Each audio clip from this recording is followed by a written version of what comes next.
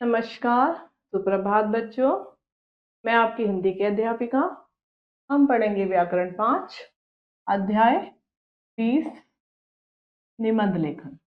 आइए हम निबंध लेखन के बारे में पढ़ेंगे, सीखेंगे निबंध लेखन क्या है और उसके लिखने की विशेषता या किन किन बातों का हमें ध्यान रखना चाहिए। आइए जुड़ते हैं पाठ से। देखिए, निबंध का अर्थ है बंधी हुई रचना। क्या अर्थ है निबंध का? एक बंधी हुई रचना। इसमें क्या होता है? इसमें हर वाक्य एक दूसरे से जुड़ा होता है। निबंध द्वारा मनुष्य अपने विचारों, घटनाओं, कथाओं, भाव आदि को सशक्त ढंग से व्यक्त करता है। निबंध में क्या करता है मनुष्य?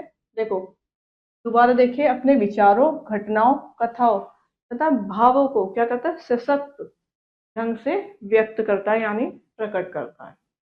निबंध का आकार अनुच्छेद से बड़ा होता है, क्योंकि जो अनुच्छेद है इसमें हमें पहले हम पढ़ चुके हैं, अनुच्छेद निबंध से ही निकला हुआ होता है। तो ये क्या अनुच्छेद से बड़ा आकार निबंध का होता है।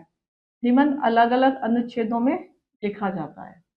अब देखिए, निबंध लेखन में ध्यान देने योग्य बिंदु, यानी कुछ ध्यान देने योग्य बातें। देखिए, निबंध के विषय का चुनाव सोच समझकर करना चाहिए। उस विषय में गहन जानकारी और लिखने में रुचि होनी चाहिए।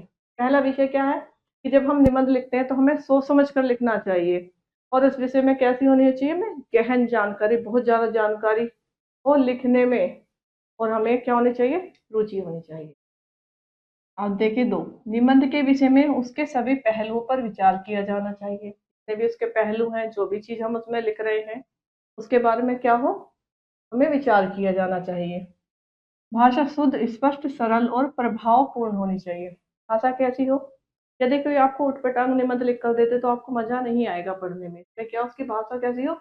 शुद्ध, स्पष्ट, सरल और प्रभावपूर्ण।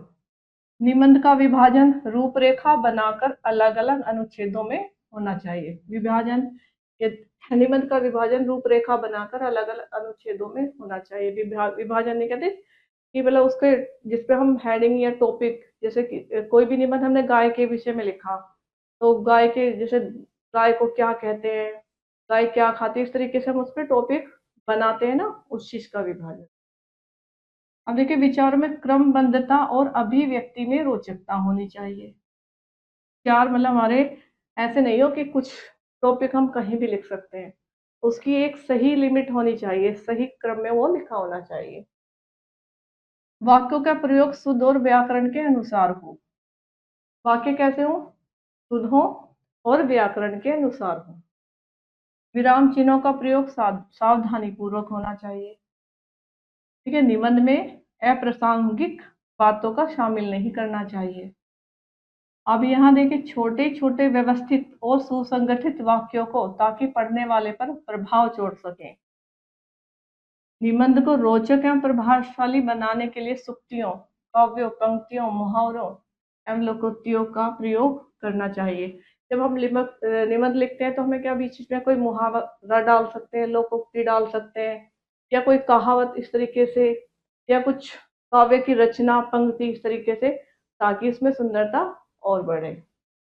निबंध का समापन रुचिकर एवं प्रभावशाली होना चाहिए। समापन यानी जब हमारा निबंध अंत होता है, लास्ट चलता है, तो उसमें क्या हो? समापन थोड़ा रुचिकर होना चाहिए। अब देखिए, आइए निबंध के कुछ उदाहरण पढ़ें। देखो, अब हम यहाँ निबंध पढ़ेंगे किस पर? रक्षाबंधन। रक्षाबंधन के बारे में सभी को पता है।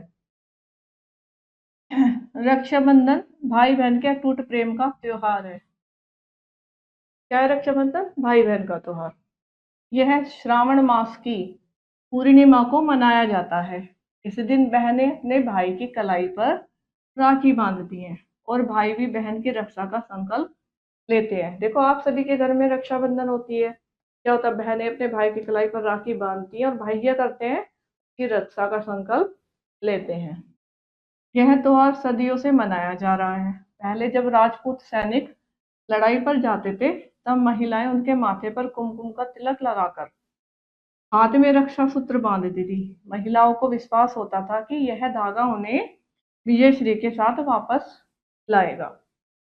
पौराणिक काल के द्वापर युग में, पौराणिक काल मतलब पुराने समय में, जब द्वापर युग था तो द्रौपदी ने भगवान श्री कृष्ण को राखी बांधकर रक्षा का वचन लिया था।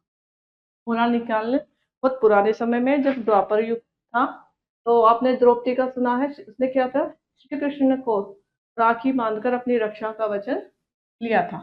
हस्तिनापुर दरबार में चीरहरण के समय श्री कृष्ण ने द्रौपदी के मान सम्मान की रक्षा की और अपना वचन निभाया।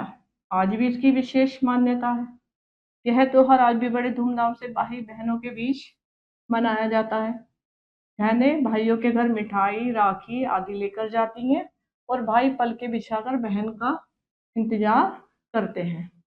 उसके आने पर उन्हें बहुत से उपहार आदि भेंट स्वरूप देते हैं।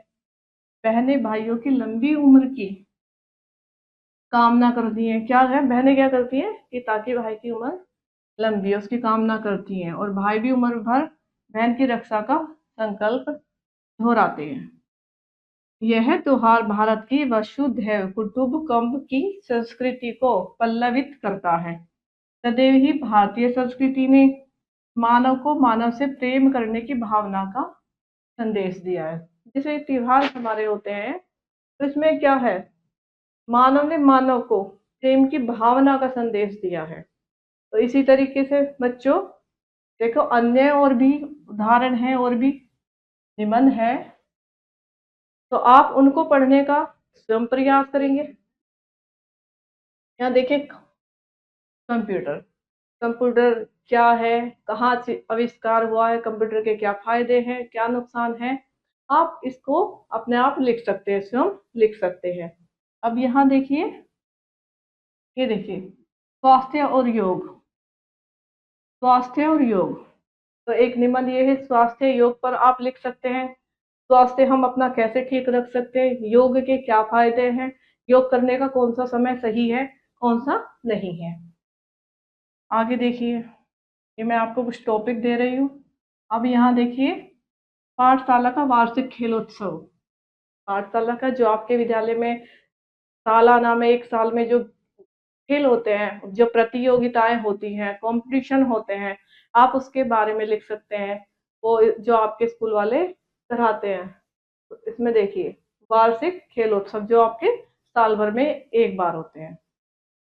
आप देखिए, मैं आजकल जो बहुत ज्यादा चर्चा में है, क्या है, प्रदूषण कारण और निवारण। आजकल सबसे ज्यादा क्या है, प्रदूषण बहुत है। आप देखिए, धुआं, फैक्ट्रियां चलती हैं, और क्या होता है, यातायात का बात प्रदूषण है, हवा अशुद्ध है, पानी अशुद्ध है। तो हर प्रकार से जो प्रदूषण फैला हुआ है, तो उसमें आप क्या लिख सकते हैं, उसके कारण लिख सकते हैं और उसका समाधान या निवारण लिख सकते हैं। तो इसका अभ्यास आप खुद करेंगे, स्वयं करेंगे। आज का अध्याय हमारा यहीं समाप्त होता है, और अपना अभ्यास जारी रखिए। हम मिलेंगे आपसे एक नई कक्षा में नए अध्याय के साथ। तब तक के लिए धन्यवाद। नमस्कार।